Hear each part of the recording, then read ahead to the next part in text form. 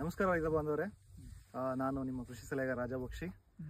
ಇವತ್ತು ನಾವು ಚಿತ್ರದುರ್ಗ ಜಿಲ್ಲೆ ಧರ್ಮಪುರ ತಾಲೂಕಲ್ಲಿ ಟೊಮೆಟೊ ಪ್ಲಾಟಲ್ಲಿ ಇದ್ದೀವಿ. ಈ ಟೊಮೆಟೊ ಪ್ಲಾಟ್ ಅವರು ಸ್ಟಾರ್ಟಿಂಗಿಂದ ಪಟೀಸ್ನ ಜಿಟಾಲ್ ಟೊಮೆಟೊ ಗ್ರೇಡ್ಸ್ನ ಬಳಸಿ ಒಂದು ಒಳ್ಳೆಯ ಉತ್ತಮವಾದ ಬೆಳೆಯನ್ನು ತೆಗೆದಿದ್ದಾರೆ.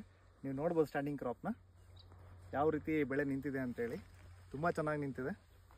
ನೀವು ಇಲ್ಲಿ ಫ್ಲವರ್ ಸೆಟ್ಟಿಂಗ್ಸ್ ನೋಡ್ಬೋದು, ಫ್ಲವರ್ಸು ಯಾವ ರೀತಿ ಬಂದಿದೆ ಅಂತೇಳಿ.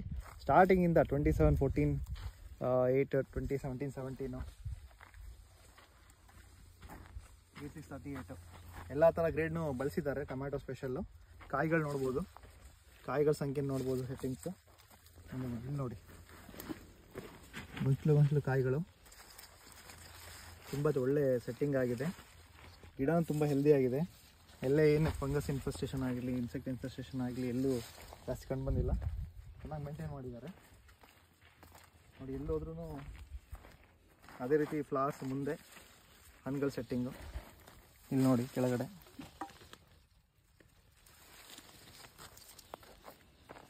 ಹೀಗೆ ಮುಂದೆ ಬಂದರೆ ಸ್ವಲ್ಪ ನೋಡೋಣ ತೋಟ. ಇಲ್ಲೂ ನೋಡ್ಬೋದು ಚಿಕ್ಕ ಗೊಂಚಲುಗಳು, ಗೊಂಚಲು ಕಾಯಿಗಳು.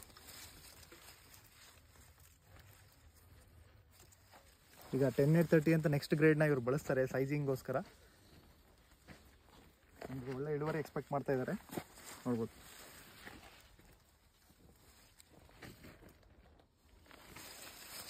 ಸೊ ಎಲ್ಲ ರೈತರಿಗೆ ಕೇಳ್ಕೊಳೋದು ಏನಂತ ಹೇಳಿದ್ರೆ, ಜಿಟಾಲ್ ಕಂಪ್ನಿ, ಪಟೀಸ್ ಕಂಪ್ನಿಯ ಜಿಟಾಲ್ ಟೊಮ್ಯಾಟೊ ಗ್ರೇಡ್ಸ್ನ ಬಳಸಿ 3 ಹಂತದಲ್ಲೂ ಈ 3 ಗ್ರೇಡ್ಸ್ನ ಬಳಸಿ ಒಳ್ಳೆ ರಿಸಲ್ಟ್ನ ನೀವು ಕಾಣ್ಬೋದು. ಒಳ್ಳೆ ಲಾಭದಾಯಕ ಬೆಳೆಯನ್ನು ಬೆಳಿಬೋದು, ಟೊಮ್ಯಾಟೊ ಬೆಳೆಯನ್ನು.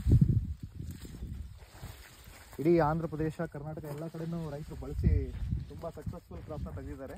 ನೀವು ತೆಗಿಬೋದು.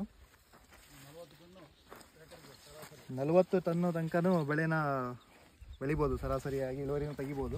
ಒಳ್ಳೆ ಇಳುವರಿ, ಕ್ವಾಲಿಟಿ ಇಳುವರಿನ ತೆಗಿಬೋದು. ಇಲ್ಲಿ ನೋಡಿ.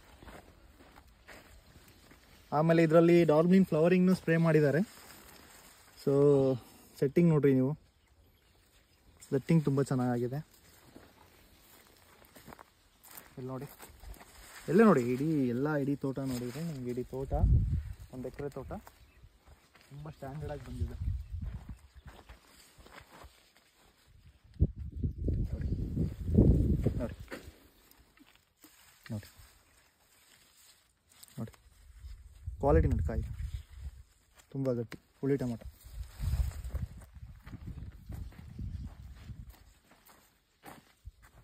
ನೆಕ್ಸ್ಟ್ ಕುಡಿ ನೋಡಿ, ಕುಡಿಯಲ್ಲಿ ನೋಡಿ ಚಿಗುರು ಎಷ್ಟು ಚೆನ್ನಾಗಿ ಬರ್ತಾ ಇದೆ. ನೆಕ್ಸ್ಟ್ ಫ್ಲವರ್ ಹೆಂಗೆ ಬರ್ತಾ ಇದೆ ನೋಡಿ. ಎಲ್ಲೂ ಏನು ರೋಗ ಇಲ್ಲ, ಏನು ಹುಳುಗಳಿಲ್ಲ. ಸೊ ಎಲ್ಲ ಧೈರ್ಯವಾಗಿ ಕಣ್ಮುಚ್ಕೊಂಡು ಟೊಮೆಟೊ ಸೆಲೆಕ್ಟ್ ಜಿಟಾಲ್ ವಾಟರ್ ಸಾಲ್ಯುಬಲ್ಸ್ನ ಬಳಸ್ಬಿಟ್ಟು ನೀವು ಒಳ್ಳೆಯ ಒಂದು ಇಳುವರಿನ ತೆಗಿಬೋದು. ಹಾಗೆ ಮಧ್ಯದಲ್ಲಿ ನೀವು ಡಾರ್ಮಿನ್ ಫ್ಲವರಿಂಗ್ನ ಸ್ಪ್ರೇ ಮಾಡ್ಕೊತಾ ಇದ್ದರೆ ನಿಮಗೆ ರೋಗನೂ ನಿಯಂತ್ರಣಗೊಳ್ಳುತ್ತೆ ಮತ್ತು ಸೆಟ್ಟಿಂಗು ತುಂಬ ಉತ್ತಮವಾಗಿ ಬರುತ್ತೆ. ಧನ್ಯವಾದಗಳು.